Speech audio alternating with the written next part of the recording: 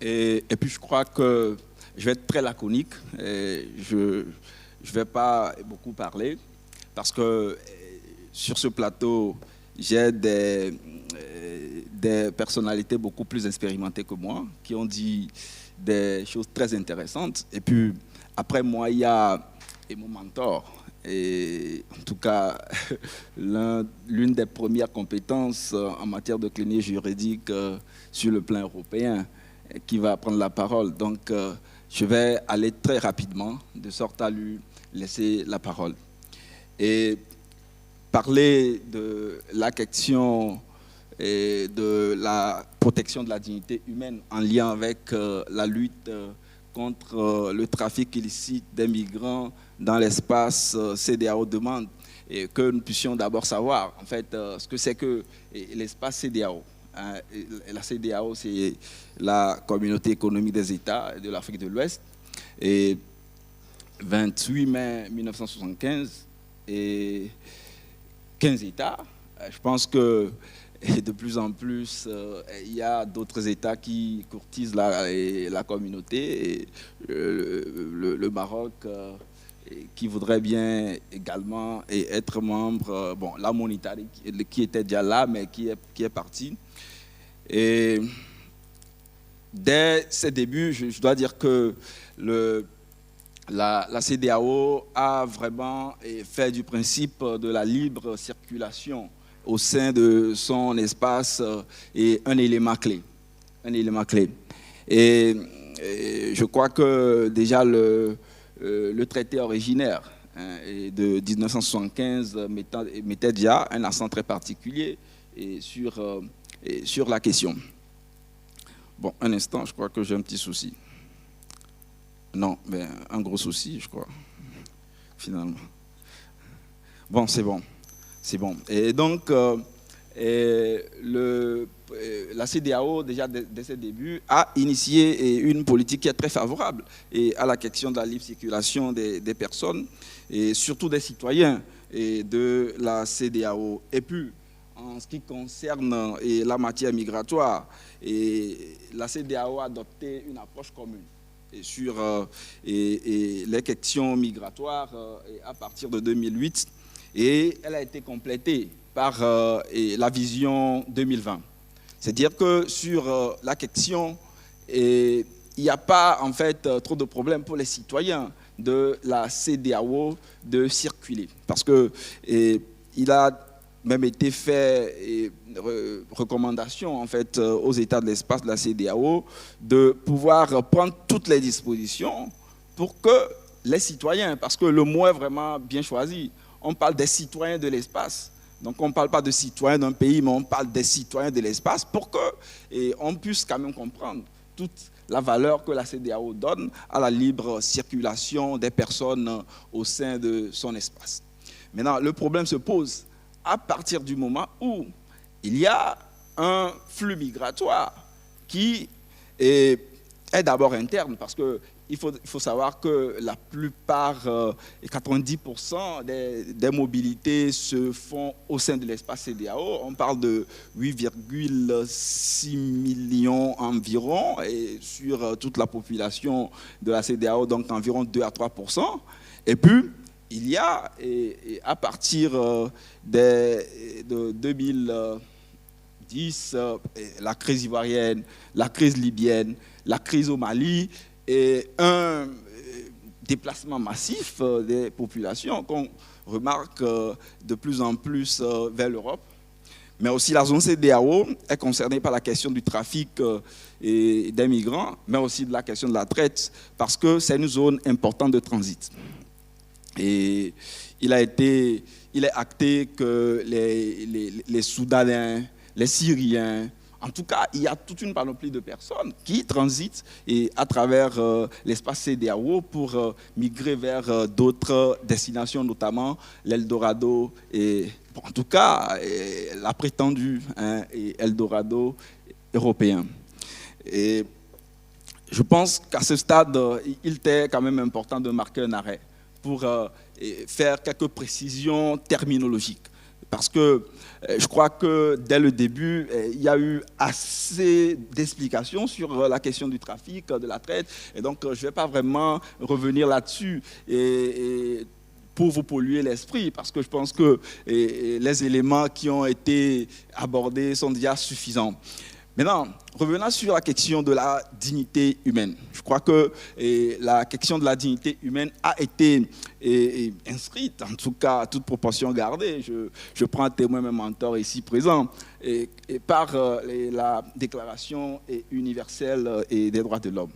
Et tout le charme, en fait, de cette école d'été auquel nous assistons, c'est qu'elle met en débat des thématiques qui ne s'accommode pas d'une définition précise. Parce que lorsque vous voyez toutes les thématiques, en tout cas, c'est difficile en fait d'en donner une définition précise. Lorsque vous prenez aussi bien le juge de la Cour européenne des droits de l'homme, le juge constitutionnel français, mais aussi les juges de l'espace CEDEAO, le juge béninois notamment. Bon, je ne vais pas parler du juge togolais parce que c'est un juge qui n'est spécialiste que dans le contentieux électoral. Bon, mais je crois que il y a quand même eu des approches définitionnelles parce que la notion est très vaste. Est très vaste. Aussi parce que la dignité humaine est considérée comme un droit matriciel qui donne source et vie à d'autres droits. Donc, tant qu'on assure le respect de ces droits-là, on assure le respect de la dignité humaine. Je prends un témoin ici, les professeurs Dominique Rousseau, qui ont également abordé des approches définitionnelles, et Francis Delperrey, qui se rejoignent sur la question que la dignité humaine n'est pas un droit fondamental en tant que tel, mais est un droit qui donne source et vie à d'autres droits. Cela dit, ma présentation est très laconique, va se définir doublement. D'abord, je fais l'observation que la question du trafic illicite des migrants est une question aux conséquences dévastatrices.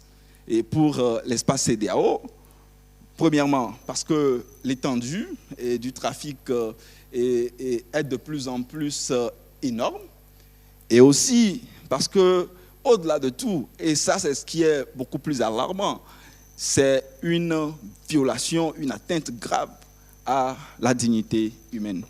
Et dans une seconde partie, qui va être la dernière partie, je vais aborder la question des réponses de l'espace CEDEAO. Et puis là-dessus, je pense que sur la question de la traite, la CEDEAO est beaucoup plus avancée en termes de réponses que sur la question du trafic. Donc sur la question du trafic, les réponses sont vraiment timides et peu perceptibles. Donc je crois que face aux réponses timides, il faut, et l'ampleur du trafic, il faut des mesures concrètes. C'est pourquoi je ne vais pas tirer vraiment à boulet rouge sur la politique de la CEDEAO en la matière, mais je trouve qu'elle est inappropriée. Et dans cette dernière partie, je vais faire une analyse constructive, parce que les limites que je vais ressortir vont être en même temps des propositions. Bon, sur l'étendue du trafic, je pense que hier soir, le professeur géographe qui était passé a essayé quand même de donner une certaine idée. Et comme je l'ai dit tout à l'heure, la plupart du trafic, c'est en interne. Et puis, de plus en plus, on observe que la CEDEAO est une zone de transit. Certains pays comme le Niger et la région d'Agadez et tout le reste sont vraiment en point à un trafic assez énorme. Et de plus en plus, je crois que le Niger renforce aussi la question des contrôles et à ses frontières. Mais lorsque vous voyez l'étendue des dégâts, la CEDEAO elle-même, qui prend des mesures pour la libre circulation des personnes, mais aussi des biens en son sein, et finalement se laisse rattraper. Parce qu'elle est dépassée, elle n'a pas de politique claire sur la question du trafic, ce qui fait que elle est beaucoup plus en point au trafic de la drogue, à d'autres formes en fait, de trafic qui alimentent la corruption au sein de l'espace et qui font en fait que la violation de la dignité humaine est beaucoup plus, en tout cas de plus en plus, abordée par les chercheurs, mais aussi les praticiens qui, sur le terrain, observent des situations vraiment lamentables. C'est pourquoi je pense que la question du trafic illicite des migrants est une violation vraiment extraordinaire et grave de la dignité humaine, pour la simple raison que lorsque vous prenez la définition, en tout cas approximative, de la dignité humaine, vous verrez qu'elle interdit le fait qu'on chosifie, c'est-à-dire qu'on considère la personne humaine comme une chose ou un moyen. Mais lorsque vous prenez le trafic illicite des migrants, c'est carrément ce qu'elle fait. C'est-à-dire les migrants sont finalement des marchandises. On parle même on dit souvent que les trafiquants embarquent beaucoup de migrants pour que la cargaison, ouais, quand on dit la cargaison, ça veut dire qu'on chosifie l'humain. Donc je pense que pour cette simple raison, le trafic illicite des migrants est une grave violation de la dignité humaine. Je ne vais pas revenir sur la lamentable affaire en 2007 et 2017, je crois, de la vente aux enchères des jeunes Africains en Libye. Je pense que c'est vraiment pénible, et je ne veux pas revenir là-dessus. Maintenant, sur la question des réponses, les réponses au niveau de la CEDEAO ne sont pas coordonnées. Et c'est ce que je déplore vraiment, parce que on laisse le soin aux États qui sont le plus exposés et de s'organiser. Et ce qui est lamentable. Je pense que le Niger, avec l'appui de l'Office des Nations Unies qui lutte contre la drogue et le crime, a récemment en fait mis en place une loi qui lui permet de pouvoir renforcer le contrôle au niveau de ses frontières. Encore une fois, je ne suis pas partisan de ce genre de mesures, parce que je considère que toutes les fois qu'on lutte contre le trafic illicite des migrants, en durcissant le contrôle au niveau des frontières, on laisse libre cours en fait, à ce trafic, parce que toutes les fois que les trafiquants remarquent qu'il y a un durcissement des contrôles aux frontières, ils s'organisent en complot avec toute la chaîne de corruption qu'on connaît pour se créer de nouvelles passerelles. Je pense que c'est une politique qui n'est pas efficace. Les autorités nigériennes elles-mêmes le reconnaissent peut-être, parce que de plus en plus, le nombre de personnes qui tentent de traverser les frontières du Niger n'arrête d'augmenter. C'est pourquoi je pense qu'il faut réinventer une nouvelle manière, une nouvelle politique au niveau de l'espace CEDEAO. Parce que les réponses qui sont proposées pour l'heure ne sont pas coordonnées et sont fragmentées. Et je crois qu'aussi, l'espace CEDEAO pourra véritablement venir à bout du trafic illicite des migrants si elle prend le problème à la base. Le trafic est alimenté par quoi? Premièrement, la corruption. Et aujourd'hui, nos autorités n'osent pas toucher à la question. Ils font des déclarations de bonnes intentions et ne se limitent que là, parce qu'ils craignent ce qu'on appelle l'effet boomerang. C'est-à-dire, ils initient une action qui peut à tout moment se retourner contre elle. Je pense que les partenaires qui accompagnent aussi les États, l'espace CEDEAO sur la question, doivent de plus en plus être durs et fermes. Parce qu'on ne peut pas lutter contre un phénomène et faire le contraire au niveau du dessous des tables. Ça ne va pas marcher.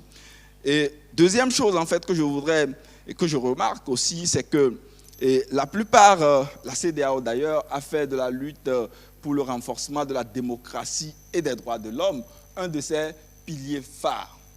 Et moi qui travaille sur la cour de justice de la CEDEAO, je sais quand même que c'est une cour qui est très activiste, qui travaille beaucoup. Mais en fait, la CEDEAO fait une politique à la tête du client au sein de l'espace. C'est-à-dire, tantôt, on voit un discours de fermeté à l'endroit ou à l'égard d'un État, et puis, lorsqu'il y a des situations similaires dans un autre État, on voit une certaine passivité. Je crois qu'il faut que le discours soit cohérent et qu'au sein de l'espace CEDEAO, la démocratie et les droits de l'homme soient vraiment renforcés. Parce que aussi les gens partent de leur pays parce qu'il y a une carence en termes de démocratie et droits de l'homme. Troisième chose, je pense qu'il y a un problème d'employabilité des jeunes. Aujourd'hui, il faut que la CEDEAO puisse avoir la capacité d'employer ces jeunes. Et il y a de plus en plus de diplômés. La jeunesse est considérée parfois comme une concurrence. Et je crois qu'il faut vraiment revenir sur ces questions, interroger les jeunes et faire de la question de l'employabilité des jeunes une priorité. Parce que sans cela, les jeunes partiront toujours. Toujours. Et la dernière chose que je vais dire pour terminer, c'est que lorsque vous prenez l'espace CEDEAO et qui de plus en plus fait face à cette crise des migrants, si on veut proposer une réponse, il faut vraiment que la réponse soit en faveur du renforcement de la migration régulière. Et donc, toutes les fois qu'en complicité, bon, je suis vraiment désolé parce que je crois que les accords qui sont passés pour l'instant, notamment, je vais sortir un peu de l'espace CEDEAO, lorsque vous voyez, vous prenez l'accord qui a été passé entre l'Union européenne ou l'Italie et la Libye pour le contrôle aux frontières, je pense que ça ne sert à rien du tout, parce que les gardes-côtes libyens qui sont formés se moquent royalement en fait de leurs formateurs européens, parce qu'une fois en mer pour secourir les migrants, ils font tout le contraire. Et je pense qu'il faut éviter de faire un complot contre la dignité humaine. L'Europe est suffisamment, je pense, nourrie, vieille en termes de culture démocratique et de droits de l'homme pour encourager de manière un peu hypocrite ce genre de choses. Et je pense qu'il faut vraiment arrêter. Et peut-être aussi les citoyens européens doivent demander des comptes à leurs dirigeants pour que l'argent du contribuable européen n'alimente pas l'atteinte à la dignité humaine. Je crois que je vais finir avec en paraphrasant un Français. Je crois que la question de la lutte contre le trafic illicite des migrants doit être inversée. Il faut lutter pour les acquis qui permettent de juguler de manière durable le mal ou le virus. Parce que si je dois parler un peu en langage clinique, il faut juguler le virus du mal qui gangrène la question migratoire, des flux migratoires en Afrique. Et pour cela, le travail que vous faites est extraordinaire. Certains peuvent dire que ce n'est qu'une goutte d'eau dans la mer, mais je pense qu'il va falloir leur répondre que la mer est composée de plusieurs gouttes d'eau. Et ça, c'est ce qui est important sur la valeur de ces cadres d'échange. Et il faut du courage, encore du courage, et toujours du courage pour venir à bout de ce phénomène. Et Madame la Présidente, c'était ma contribution.